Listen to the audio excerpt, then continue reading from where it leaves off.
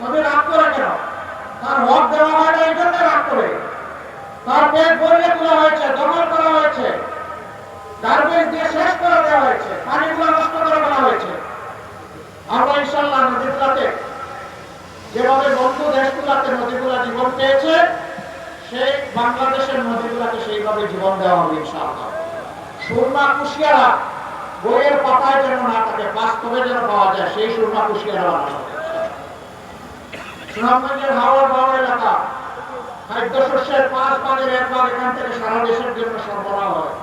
সেই এলাকা অবহেলিত, বাঁধ ভেঙে যায়, ইঁদুরে নাকি বাঁধ কেটে দেয়। ইঁদুরে বাঁধ কাটে কি জন্য? ওই যে ইঁদুরগুলো বাঁধের টাকা পেটের ভিতরে ঢুকিয়ে ফেলেছে, ওদের জন্য বাঁধ কাটে। ওই ইঁদুর আর ওখানে আর বাঁধ কাটার সুযোগ পাবে না, পেটের ভিতরে আর টাকা ঢুকাইতে পারবে না। এই সমস্ত জিনিসের দিকে ইনশাআল্লাহ অবশ্যই অ্যাটেনশন দেবে। বাংলাদেশের যে এলাকা কৃষি প্রধান, যেখানে জলজ সম্পদ, কৃষি সম্পদ বেশি, সেই এলাকায় ইনশাআল্লাহ আমরা একটা কৃষি শিল্পের রাজধানী হিসেবে গড়ে তুলব। কৃষকদের হাতে আমরা অর্থ ও সরঞ্জাম তুলে দেব, কম পরিশ্রমে তারা যাতে বেশি আয় করতে পারে। আবার কৃষি পণ্যের সংরক্ষণ এবং বাজারজাত নিশ্চিতকরণে সরকার তার গুরু দায়িত্ব ইনশাআল্লাহ পালন করবে।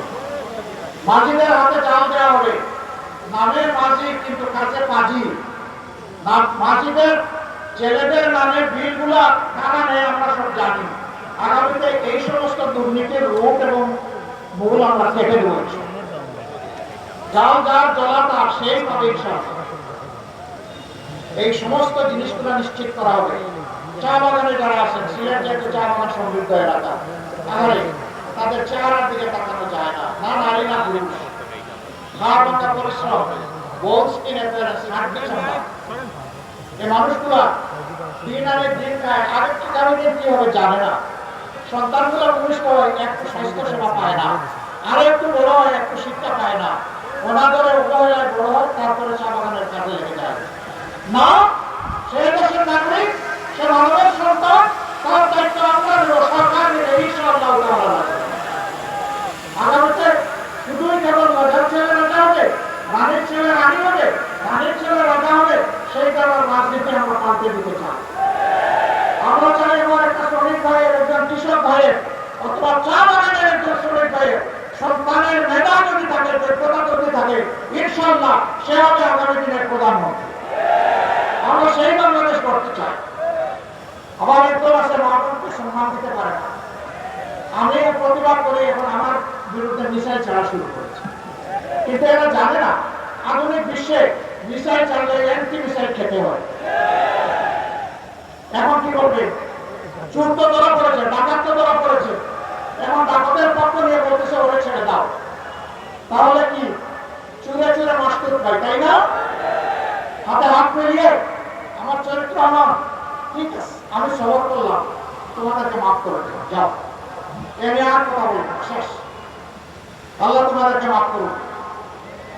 আমার নামে জঘন্য, আমি মা বোনদের ইজ্জতের পক্ষে অবস্থান নিয়েছি, সত্য গলায় কথা বলি, এই জন্য উল্টা জুড়ে আমার বিরুদ্ধে মিসাইল মেরে দিচ্ছে। চিন্তা করে আমার আইডি হ্যাক করে, এরপরে চুর ধরা পড়েছে, তারপরে বড় গলায় কথা বলে। তাহলে কি সেটা এখনো রয়ে গেল চুরের মার বড় গলা? আল্লাহ মাফ করুন। সম্মানিত সিলেটবাসী, আমি আপনাদের সন্তান। আপনারা তো অনেককে সুযোগ দিয়েছেন, পরীক্ষা করেছেন, দল এবং ব্যক্তিকে যুগে যুগে। একবার আপনারা আমাদেরকে একটু সুযোগ দেন, আপনাদের মূল্যবান ভোটের আমানত একটু আমাদেরকে আপনাদের কাছে।